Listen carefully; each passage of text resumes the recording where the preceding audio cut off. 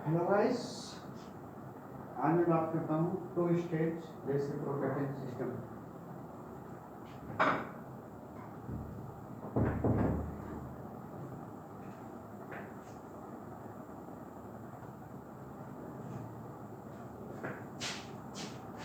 Hello guys, आज मैं बात करता हूँ two stage reciprocating compressor with intercooler की मैं बात कर रहा हूँ। कल के वीडियो में क्या था, सिर्फ आपका मल्टी स्टेज कंप्रेसर था। आज मैं बात कर रहा हूँ two stage reciprocating compressor with intercooler. ठीक है, सबसे पहले क्या करते हैं, जो आपका इवाइब्रेटर रहता है, वाष्पित रहता है, ये आपका क्या है, लो प्रेशर कंप्रेसर, ये है आपका हाई प्रेशर कंप्रेसर।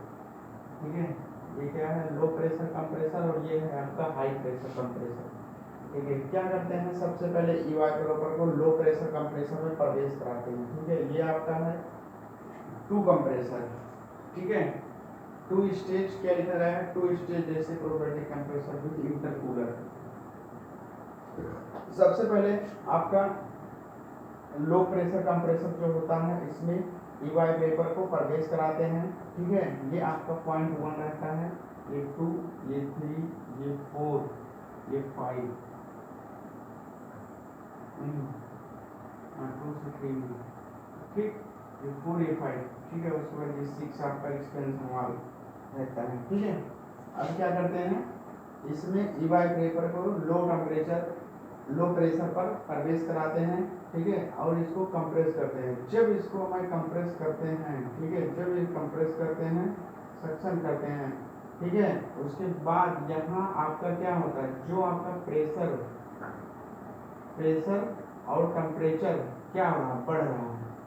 ठीक है, प्रेशर और टेम्परेचर बढ़ रहा है, और यह बढ़ने के बाद 1 से 2 में आपका क्या होता है, 1 से 2 प्रोसेस में आपका हो रहा है प्रेशर और टेम्परेचर बढ़ रहा है। लेकिन जब इंटरकूलर में पहुंचता है तो आपका जो प्रेशर है वो कांस्टेंट हो जाता है और टेम्परेचर बढ़ने लगता है। ठीक है, तो यहाँ पर आपका जो इवापोरेटर रहता है वो ठंडा हो जाता है।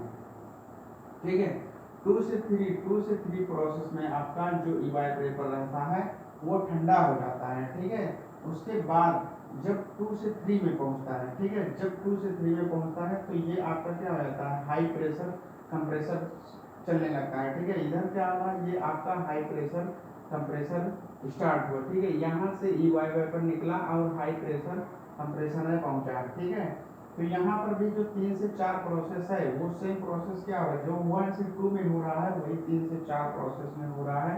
ये 3 से 4 प्रोसेस में भी इसका जो क्या है, प्रेशर और टेम्परेचर क्या हो रहा है, रिड्यूस हो रहा है। ठीक है, उसके बाद ये आपका क्या कर रहा है, कंडेंस पहुंचा।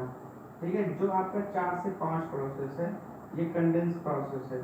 ठीक है, यहाँ पर भी क्या कर रहा है, जो आपका हाई प्रेशर क्या कर रहा है, यहाँ पर आपका जो प्रेशर और टेम्परेचर है, जब हाई प्रेशर और कंप्रेसर से निकला जो आपका इवापोरेटर है, ये जब कंडेंसर में पहुंचने वाला होता है तो यहाँ आपका जो प्रेशर और टेम्परेचर होता है ये क्या हो जाता है, ये हाई रहता है, और कंडेंसर क्या करता है, उसको प्रेशर और टेम्परेचर को, उस हाई प्रेशर का और टेम्परेचर को क्या कर देता है, लो कर देता है। ठीक है, और उसके बाद यहाँ से निकला 6 पॉइंट पे, और यहाँ एक्सपेंशन वाल्व रहता है, प्रेशर और टेम्परेचर क्या हो जाता है, ड्रॉप हो जाता है।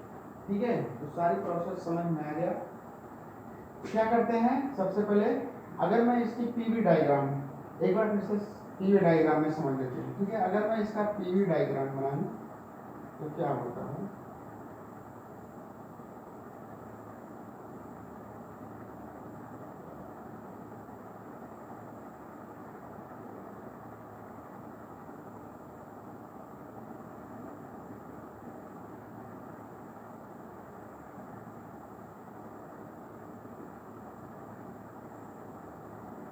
इस तरह से बनेगा। अगर पीवी डायग्राम की मैं बात करूं तो ये इस तरह से, ठीक है। यहाँ पर जो आपका इवापोरेटर रहता है ये आपका रहता है लो प्रेशर पर, लो प्रेशर टेम्परेचर, ठीक है। उसके बाद यहाँ आपका प्रेशर और टेम्परेचर बढ़ जाता है, ठीक है। लेकिन जब यहाँ कांस्टेंट यहाँ पहुँचता है कंडेंसर में तो आपका क्या हो जाता है, जो प्रेशर रहता है वो कांस्टेंट हो जाता है, ठीक है। प्रेशर क्या हो जाता है, कांस्टेंट हो जाता है, और आपका जो टेम्परेचर है, जिससे टेम्परेचर क्या हो जाता है, बढ़ जाता है, ठीक है। जब यहाँ टेम्परेचर क्या हो जाता है, टेम्परेचर और प्रेशर कम हो जाता है, लेकिन जो प्रेशर रहता है वो कांस्टेंट रहता है, ठीक है। अगर मैं इसी तरह से पीवी डायग्राम की मैं बात करूं तो यहाँ पर आपका क्या है, इवापोरेटर जो है लो प्रेशर और टेम्परेचर है, ठीक है। यहाँ से आपका बढ़ा, यहाँ पर आपका जो प्रेशर और टेम्परेचर देखिए यहाँ बढ़ रहा है, लेकिन जब 2 से 3 में पहुँचा, 2 से 3 में पहुँचा तो क्या हो रहा है, यहाँ पर आपका प्रेशर जो है कांस्टेंट है, और ये क्या है, इंटरकूलर प्रोसेस, इंटरकूलर प्रोसेस, ठीक है। क्या है, इंटरकूलर प्रोसेस, और ये क्या है, आइसेंट्रोपिक प्रोसेस। जब 1 से 2 में जा रहा है तो ये कैसा प्रोसेस हो रहा है, आइसेंट्रोपिक प्रोसेस, आइसेंट्रोपिक प्रोसेस, ठीक है। जब 1 से 2 में जा रहा है तो आइसेंट्रोपिक प्रोसेस, और 2 से 3 में जब जा रहा है तो प्रेशर आपका कांस्टेंट है और इंटरकूलर प्रोसेस हो रहा है। यहाँ देखिए इंटरकूलर हो रहा है कि नहीं, लेकिन जब 2 से 3 में जा रहा है ये प्रेशर आपका बढ़ रहा है, प्रेशर और टेम्परेचर क्या हो रहा है, 3 से 4 में क्या है, बढ़ रहा है, और ये आपका क्या हो जाता है, ये भी आपका आइसेंट्रोपिक प्रोसेस, ठीक है। और अगर इंथैल्पी की मैं बात करूं तो इसकी क्या हो जाता है, पीवी की power gamma is equal to constant, ये आपका इंथैल्पी है, ठीक है। इंथैल्पी की मैं बात करूं तो क्या हो जाता है, पीवी की power gamma is equal to constant, ये। और यहाँ 3 से 4 में क्या हो रहा है, ये सॉरी, यहाँ 3 से 4 में क्या हो रहा है, यहाँ का आपको टेम्परेचर और प्रेशर बढ़ रहा है, और ये हाई टेम्परेचर, ये हाई प्रेशर कंप्रेसर में जा रहा है, ठीक है। तो यहाँ आपका जो आपका इवापोरेटर रहता है वो यहाँ से निकला कंडेंसर में, ठीक है। यहाँ देखिए यहाँ पहुँचा, उसके बाद फिर यहाँ कंडेंसर हो रहा है, कंडेंस हो रहा है 4 से 5 में, 4 से 5 में कंडेंस हो रहा है, ठीक है। तो यहाँ पर जो आपका हाई प्रेशर और टेम्परेचर है ये कंडेंसर में जाके क्या हो जाता है, लो प्रेशर और टेम्परेचर हो जाता है। उसके बाद यहाँ एक्सपेंशन वाल्व रहता है, जो आपका प्रेशर और टेम्परेचर क्या हो जाता है, ड्रॉप हो जाता है, ठीक है। और जो आपका इसका क्लियरेंस होता है वो नगण्य होता है। क्लियरेंस क्या होता है, ये नगण्य होता है। और जो यहाँ पर अगर ये प्रेशर कांस्टेंट रहता है तो उसका शीतलन क्या हो जाएगा, 0 हो जाएगा, मतलब शीतलन के दाब में क्या हो जाती है, गिरावट हो जाती है, शीतलन के प्रेशर में क्या हो जाती है, गिरावट आ जाती है। तो आई होप ये वीडियो आपको समझ में आया होगा। 2 स्टेज कंप्रेसर, ठीक है, 2 stage reciprocating compressor with intercooler, ठीक है।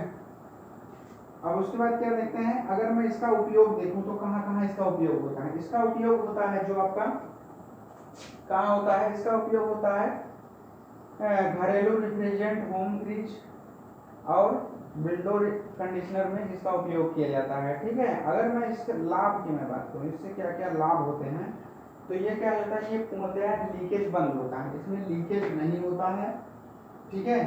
और इसमें कम आवाज उत्पन्न करता है, ठीक है। क्या होता है, कम आवाज उत्पन्न करता है, और कॉम्पैक्ट होने के स्थान भी कम घेरता है, ठीक है। कॉम्पैक्ट होने के कम स्थान घेरता है, और लुब्रिकेशन क्या होता है, सरल होता है, ठीक है। और हानि क्या होती है इससे, अनुरक्षण आसान नहीं होता है, क्योंकि गतिशील अंग अधिक होते हैं, ठीक है, क्योंकि गतिशील अंग अधिक होते हैं, ठीक है, ठीक।